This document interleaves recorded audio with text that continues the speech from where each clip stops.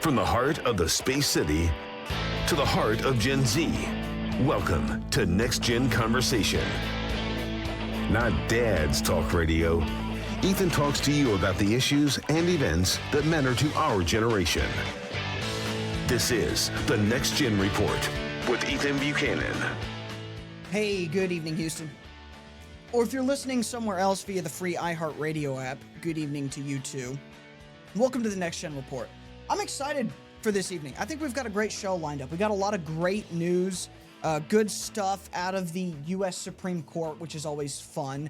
Later in the show, we're going to have Rick Range on. He is a historian. He's an author. He has dedicated a significant portion of his life to studying of the Alamo. He played a role in the publishing of a new book that basically details why he believes that Davy Crockett was killed in action at the Alamo, not, taken prisoner and later executed, as some might say. I'm a Texas history nerd, so that really interests me. So he's going to be on to talk about that. I'm a big Alamo nerd. Obviously, Davy Crockett is one of my great political inspirations. So we'll be talking with him about that a little bit later on in the show. So stay tuned for that. If you love history, if you love the Alamo, all things Texas. Basically, if you don't listen till we talk to him, then you're a bad Texan. But let's start with talking about the Supreme Court. So I called it. I'm a prophet. I knew this would happen.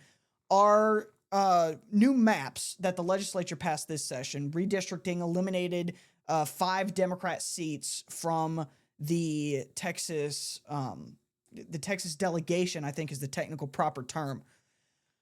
Those are gone now. We now have 5 more Republicans, hypothetically. The way they've drawn the seats, they believe they'll be easy win for Republican candidates. So that's great news. Jasmine Crockett will be out. Her district has been eliminated.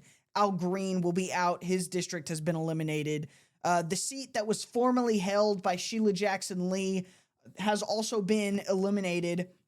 So a lot of those kind of big troublemakers that always made Texas look really bad at the congressional level. I mean, we can say this. She's been dead long enough. Sheila Jackson Lee was a moron. She made us all look bad. She was stupid. I don't care if she dedicated her life to public service. It doesn't matter. She was stupid. She dedicated her life to making us look bad on the congressional stage. So I'm glad her seat is gone. We didn't need it anymore. But anyway, let's dig into this. From Breitbart, Supreme Court permits Texas GOP to keep redistricted congressional maps for 2026. The Supreme Court has revived the redistricted Texas congressional maps that could potentially add up to 5 Republican U.S. House seats, allowing for its use in the 2026 midterm elections. So just so we're all familiar with the timeline, what happened was the maps were passed by the House, which means they go into effect. They immediately faced a bunch of lawsuits, as we knew. A lower court said, no, this is racist, you can't do it, because they went judge shopping. So a bunch of liberal judges said no.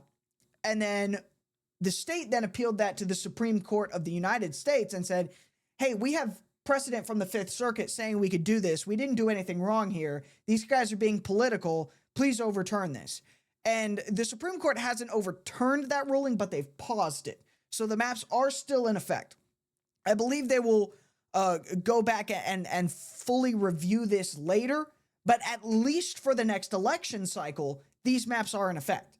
Now, I have a hard time believing the Supreme Court would do that if they didn't understand that, yes, this was okay. This isn't something you do when, we think Texas did do something wrong here, but we're going to let them keep doing it for a little while longer during this election. If there really was something super racist and evil here, the Supreme Court would have put a stop to it immediately. But they didn't. They let it slide. Which, of course, again, I said I would do. The court's conservative majority, Justice Thomas, Alito, Roberts, Gorsuch, Kavanaugh, and Barrett, agreed that a lower court did not have the authority to invalidate the map as a racial gerrymander. The court's liberals, Justice Kagan, Sotomayor, and Jackson, voted against the revival. The district court improperly inserted itself into an active primary campaign, causing much confusion and upsetting the delicate federal-state balance in elections, the unsigned ruling reads. And that's true. This does create a very kind of contentious balance between the power of the states and the power of the federal government. And that's something that I don't think enough people are paying attention to. We have a very delicate system here in that the states are independent entities. They are. That's unpopular to say because we're supposed to say the Pledge of Allegiance, we're all are one and la-di-da-di-da. That's not how this country was set up. That's not what the founding fathers wrote. All right? That's not even what our state constitution says. Our state constitution, which by the way, was approved by the federal Congress after the Civil War, still makes it clear that the state of Texas is an independent entity that is free to govern itself as it pleases. It's the very first thing in there. So it takes just a little bit of reading to come to grasp with the fact that we cannot have the federal government meddling in this. We just cannot. Because again, it's not taking votes away from anybody. Everybody is still allowed to go vote. If you don't like your representation and you don't feel like you have enough political power to vote in someone you like, you can go move to a blue district. Nothing's stopping you. There are still blue districts in Texas. I don't think there should be, but there still are. And if that's not enough, you can go move to a blue state. Nothing's stopping you. And everybody keeps saying, oh, we need to ban gerrymandering. How? How do you do that? There's no efficient way to go say you cannot draw lines with political motive. It doesn't make sense. It's not possible to do. I mean, you could go say, hey, I'm just going to draw this county by county by county. But at the end of the day, there's blue and red counties. There are. People that agree like to live around each other. So at the end of the day, no matter what type of maps you draw, you're going to have political bias work its way in. It's inevitable. And if every single time you redistrict, you're having to wait for the federal government, who also has their own biases and motivation, to sign off on it, that's a recipe for never getting anything done and for further eroding the relationship between the state and federal governments, which is already tipsy at best. So what more do you want from this? At the end of the day, there are red states and there are blue states. There are red districts and there are blue districts. And we can change that around. That is allowed. If you're in a blue district and now you're in a red district and you don't like it, move 3 neighborhoods over. You'll be all right. If you're in a red state and you don't like it, move to a blue state. There's plenty of opportunity in this country. It's a little bit more expensive because blue states are governed horribly, but you can still do it. All right.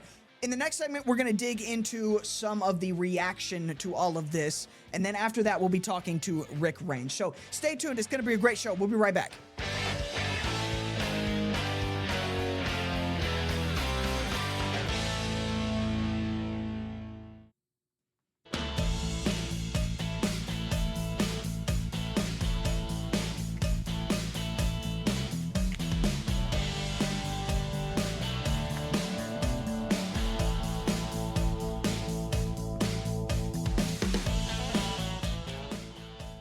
All right, on redistricting, we're going to stay on this because I think this is very interesting. We're going to talk about some of the reaction that we've seen in this segment. Welcome back to the Next Gen Report. Give me a quick follow on X @_Ethan Buchanan. I'm on TikTok by the same handle. You can watch a lot of show clips and highlights there. I've actually seen some good interaction from people there. People are actually chit-chatting in the comments, actually discussing, disagreeing, having debates and arguments on TikTok, which shocked me because I thought that to be a left-wing cesspit, but there's actually some good kind of clashing there of both sides, which I like to see. Debate is healthy, I think, even online debate. So kind of by accident, that's what I've accidentally started building on TikTok is I'll post a clip or a highlight from this show of my thoughts, my opinions, and people that both agree with me and disagree with me will kind of toss ideas back and forth in the comments, and I like that. So if you want to be a part of that, there it is on TikTok. And also I'm on Instagram, Ethan Buchanan right there. So anyway, let's dig into this. The first clip that I want to show you is from Gene Wu. If you follow Texas politics closely, the Texas legislature, you know who this guy is. Some say he's a CCP asset. I don't say that. I would never say that. That's racist. No, it's not. But anyway, some people say that. I don't say that. But it has been said that he's a CCP asset. I'm not saying it. I'm telling you some people have said it. So he is very upset about these new maps. He's worked very hard and crossed his arms and made a face very religiously in order to stop these maps, and it hasn't worked, unfortunately. So here we are. He has his reaction video to the Supreme Court saying, actually, this is fine. Take a listen. This is Gene, and today the United States Supreme Court pushed back and blocked the lower court's injunction stopping the Texas maps for being illegal and racially gerrymandering. And this is a great disappointment, not only to us, but to everyone who cares about our democracy and has been watching this closely. There it is, democracy. What about our democracy? The democracy. I mean, this bit was more appealing when Padme Amidala did it in Star Wars. You doing it with your arms crossed, looking very pouty and angry. I'm so upset about our democracy. Yeah, we don't care, Gene Wu. We don't have a democracy. We have a constitutional representative republic. Look it up. Anyway. In Texas, we have a saying that goes, "Don't piss on my leg and tell me it's raining outside." Here, the Republicans themselves said in their own words on TV, on the legislative floor, in their own writings, in their own letters, said that they were redistricting for racial reasons. That's not what was said. That's not what was said at all. Let me tell you exactly why the Republicans did what they did. Because Gene Wu was there, he should know this, but I guess he wasn't paying attention. He was too busy crossing his arms and looking pouty. But here's what the Texas Republicans actually did. We looked at our maps in Galveston County in 2021 and said, hey, there's a lot of districts, or there's several districts, or maybe it was just one in Galveston County. But anyway, they looked at the districts and they said, these districts are being drawn just so we could cluster a bunch of brown people together because those brown people all tend to vote Democrat. We're just going to undo that. We're going to draw those people in just kind of more regular districts that aren't wiggled around to make sure all of the brown people are in one spot. We're doing that not because we don't want all the brown people together in one spot. We're doing that because we want more Republicans. And if we move the brown people into Republican districts, which, by the way, are more representative of their actual neighborhoods because they're not gerrymandered to hell and back, that gives the Republicans more seats. So this isn't for racial reasons. It was done for political reasons. Maybe there's an argument to be made that, oh, you only did this to the brown people. Okay, fine. But that's because those are the ones that were racially gerrymandered already. We undid the racial gerrymandering in favor of political gerrymandering. That's what happened. That's the hard truth. There was racial gerrymandering. We undid it in favor of political gerrymandering. Political gerrymandering is allowed. It has always been allowed. It will always be allowed. You don't have to like it. It's not against the rules. So that's the situation. We didn't do it for racial reasons. We did it for political reasons. That's why it's allowed. But anyway, Gene was very upset about this. Take a listen. It's their own words. And here, the United States Supreme Court is basically saying, well, have you checked outside and see if it's raining or not? Are you sure? It's absurd. Every American should be enraged about this. You really shouldn't. This won't affect you that much. At the end of the day, it won't. But whatever the courts do, it doesn't matter because we're going to fight this in every battlefield. And then he does his big tough talk trying to campaign and la-di-da-di-da. There is no more battlefields. This is the Supreme Court. You lost. It's over. Cry about it. I mean, what more do you want here? The Texas House Democrats, their official Twitter, also put out a statement. The Supreme Court failed Texas voters today, and they failed American democracy. There it is again. Democracy, democracy, democracy. We don't have a democracy. It doesn't exist. Every Texan who testified against these maps should be angry. Arrgh, be angry. Get mad. They're campaigning. That's what they're doing. Every community that fought for generations to build political power. There it is. They accidentally said the quiet part out loud. That's what this is about. This isn't about justice. This isn't about fairness for people of all colors. They don't care about that. This is about political power. They said it right there in the tweet. That's the goal here. Political power. And they lost their political power. Why? At the end of the day, it's because more Texans want Republicans in power than Democrats. That's just a simple fact. Why is that? I don't know. It's maybe because we're better at governing. And I'm not saying the Republicans are perfect. I'll be the first one to get in line and criticize a bunch of rhino Republicans that don't do their job. But by and large, by most metrics, God, I cannot enunciate today. By most metrics, the Republicans are better at governing. And if you don't believe me, look at the difference between Texas and really any other red state. By and large, things are going better here. Stuff is cheaper to buy. Fuel is cheaper to buy. The cost of living in most places, on average, is way lower. Taxes aren't as high. We've still got a big property tax problem. We'll get to that, trust me. But by and large, things are doing better here in Texas than they are in California and most other blue states. It's safer on average, depending on where you are, but on average, that's not a coincidence. It's because the Republicans in Texas have governed responsibly, and then they've been rewarded with more political power. That's how the system works. You govern. If the people like how you're governing, they will tend to give you more power. And as you gain more power, you have the ability to push back against the opposition, which is what we're doing here. Because here's the reality. The Democrat governance and Democrat ideology is a threat to everything I just talked about.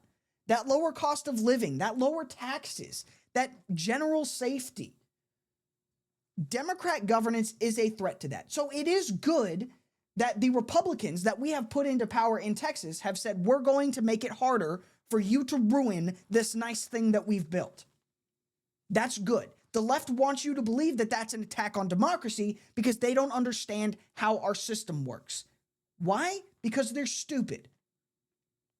Or they are just pretending to be stupid so that you'll vote for them because they think you're stupid. I don't know. It could be either of the two, maybe both. But at the end of the day, Texas did nothing wrong here. That's why the Supreme Court sided with us. The liberals can be as mad as they want. It's not going to change. Cope harder, cry, seethe. All right, we'll be back in just a minute after this break with Rick Range. We're going to be talking about his book, Davy Crockett Went Down Fighting and How We Know It. I'm very excited for this. Rick Range is one of my favorite guys to talk to, so I'm excited to kind of have this conversation with him and with y'all. So stay tuned. We'll be right back.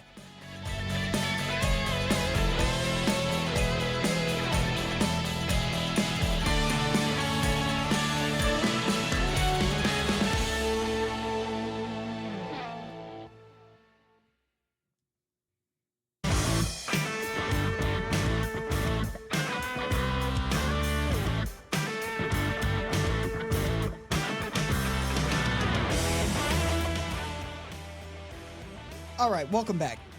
If you know me, you know that one of my all-time favorite things is history, especially Texas history.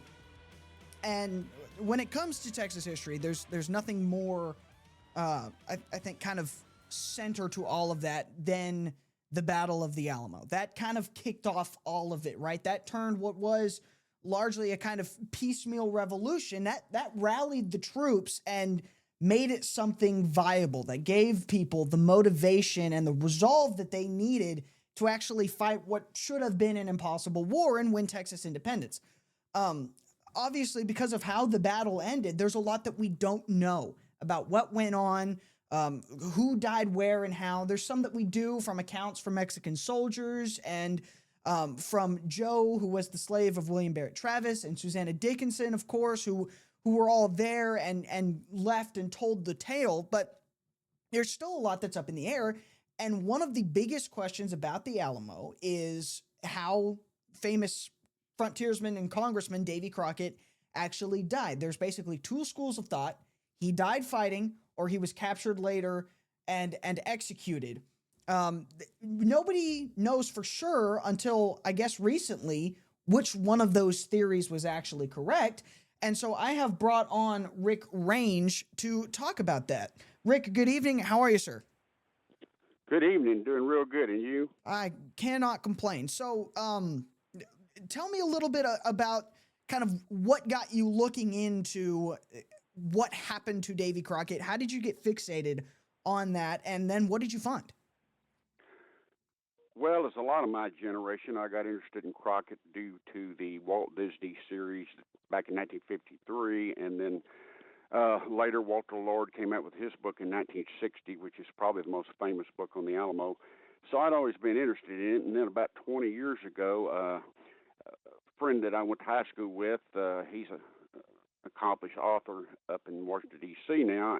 We started working together on a book about the Alamo and the Texas Revolution. So we were working on that. And then about 3 years ago, another author up in Long Island, former columnist, I got in touch with him about a matter that he was working on concerning the death of William Barrett Travis. And in talking to him, he brought up a point concerning the Crockett execution that I had never ever thought about before, and it was kind of like a light bulb went off, and I thought, well, this should be a way to solve the answer, and so we got to working on it and decided to make a book out of it, and that's pretty much what happened. Fantastic. And yeah, so the two schools of thought here, the execution versus the killed in action theory. Let's start with, where did they come from? As I understand it, there's journals from Mexican soldiers that say Crockett was captured as the Mexican army kind of swooped in towards the church, what we know as the Alamo now. That's where Davy Crockett was fighting, and they captured him alive, and then later that morning, under the orders of Santa Anna, executed him.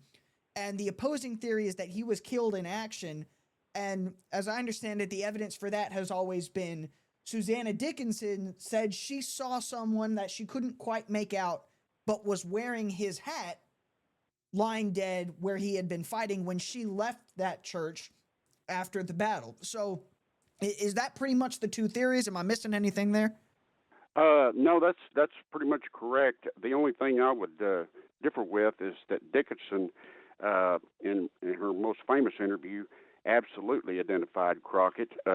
Without a doubt, she said it was him, and she should know because she was living in the same boarding house with Crockett ever since he had got to Texas. In fact, she was washing the clothes for Crockett and the Tennessee companions, so she would have certainly recognized him.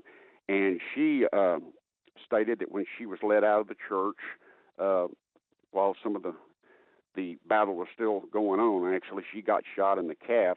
Just a Mexican officer was bringing her out of the church, and she said she saw Crockett lying on the ground between the front of the church and the long barracks, the structure just to the right over there, and said she even recognized his peculiar cap lying by his side.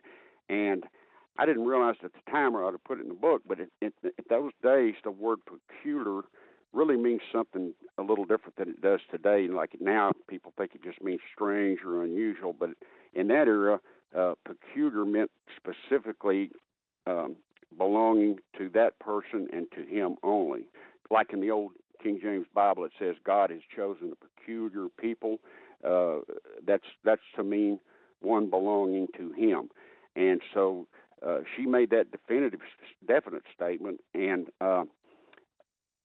as well as Enrique Esparza, who was in the church with her, and as you said, Joe, Travis's slave, they all identified him. And so it's basically those accounts on one side, and on the Mexican side, what happened was shortly, actually just right after the battle, rumors started swirling around everything dealing with the battle, and one of them became the story about how Crockett died. There were early accounts. Sam Houston had gotten to Gonzales with forming an army over there, and two Tejano Mexicans came and told him, and they were some of Juan Seguin's men, that some defenders had gotten captured.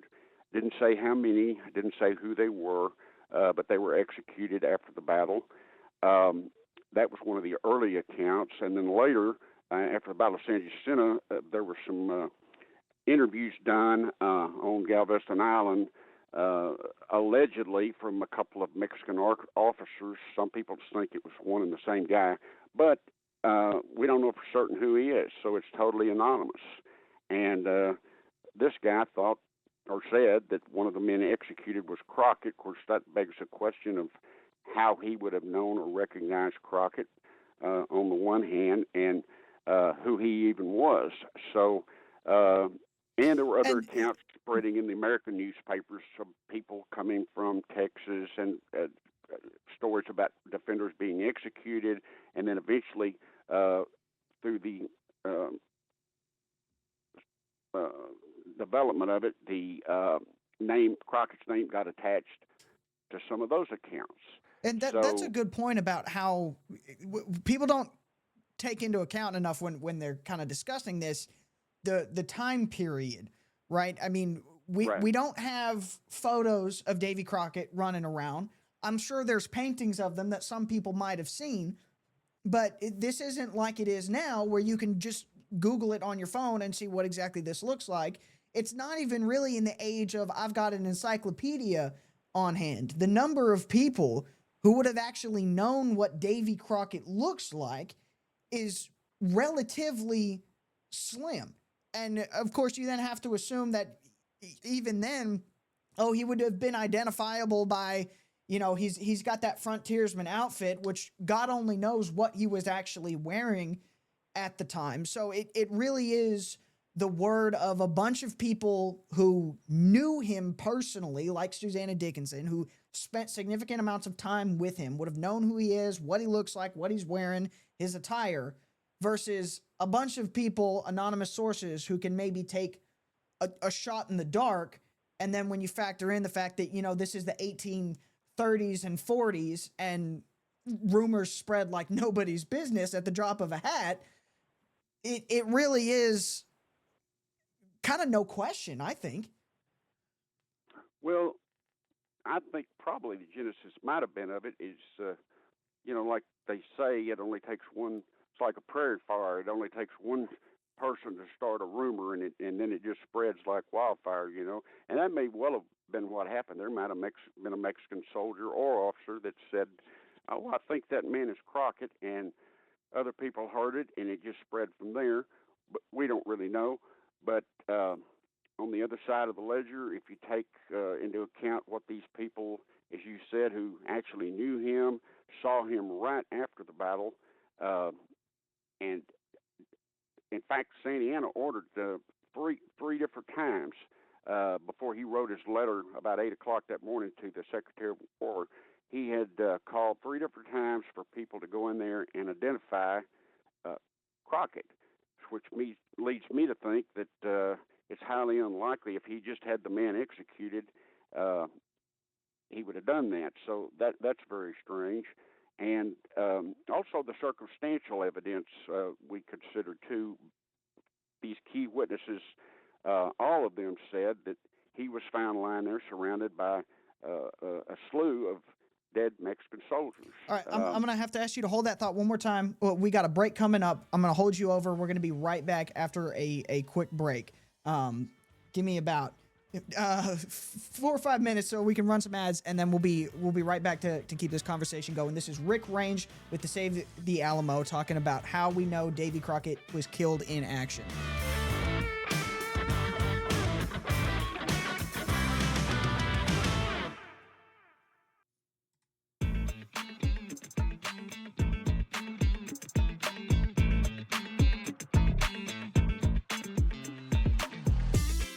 All right, we are back with Rick Range with Save the Alamo. He was just telling us about why he believes Davy Crockett was not taken prisoner at the Alamo and later executed. He believes Davy Crockett was killed in action. And Rick, a point that I think you were kind of getting at there and is a good one is the fact that Santa Anna, as much as we as Texans might like to think he's just some bumbling, foolish buffoon, he was not a stupid man. I think he would have recognized the, value that having a prisoner like Davy Crockett would have been had he captured Davy Crockett as much as we love to say he would have just executed them, I don't believe that Santa Anna wouldn't have just given up that bargaining chip. I mean, this is a former U.S. congressman. Even then, that title had some weight. The U.S. Congress was important. And on top of that, he was a legendary figure. He had some personality. So being able to use him as kind of a prisoner of war, as a bargaining chip, I think Santa Anna would have seen the value in that. And so if there was an opportunity to capture him alive and hold him and use him for his own purposes, I have to imagine that Santa Anna, being an accomplished military figure, would have taken advantage of that, right? That's absolutely correct. And it would have proven his assertion all along that this whole thing was a plot, by the United States government to expand, and would have been the perfect example to prove that. And so that would make no sense that he would just up and execute him. But, you said earlier how this thing evolved. After those early rumors, it kind of laid quiet. Most people thought he died fighting until 1955. This diary from Lieutenant Enrique de la Peña was published in Mexico City, and then in 1975, it was translated into English, and that's when the controversy really struck, because he had a passage in there saying that Crockett was one of the men executed, and that started the whole controversy. And so ever since then, it's pretty much been a battle of dueling accounts, which one you want to believe. And what we did was, when the point really boils down to time and location.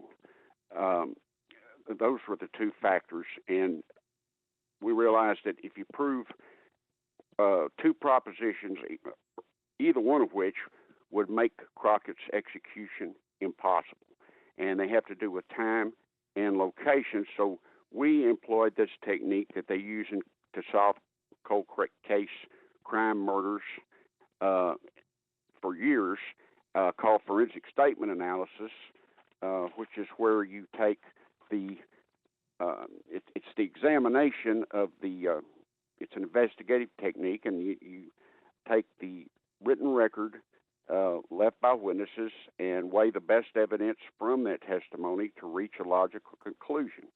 And that was the technique we applied. We examined, each witness, who would have known him, who would have recognized him, who was in a position to see the event. Were they even there at the Alamo and all? These anonymous reports, some of those Mexican, if they did come from Mexican officers after Sanchez, the whole army was not at the Alamo. And whoever said this, we don't even know they were even at the Alamo, So that's the technique we employed, and I think by doing that, I believe it proves beyond a reasonable doubt, the criminal standard, that Crockett died fighting and was not executed. Now, today, I would say 2/3 of the general public that know about this probably are of the opinion that Crockett died fighting, but academia, the scholars, I'd say 80 to 90% of them are just all in that Crockett was executed. And that's pretty much been the standoff for the last 50 years. And I think this book has employed techniques and reached a decision that, or a conclusion that finally answers that question. So talk to me a little bit for a couple of minutes about the techniques. It seems like you didn't treat this so much as, just an academic endeavor, so much as you really did treat it like an investigator would solving a cold case. This isn't, we think this, here's some historical documents, let's call it a day. It seems like you actually kind of took this from a forensic angle. Was that kind of the process behind writing this book? Talk to me about that. Yes, that was exactly the process. We used the cold case analysis technique, and as I said, examined each and every witness, who they were, what they would have known, what they could have known, and weighed all those factors, and then came to the conclusion that one side vastly outweighed the other side when you look at it in those terms.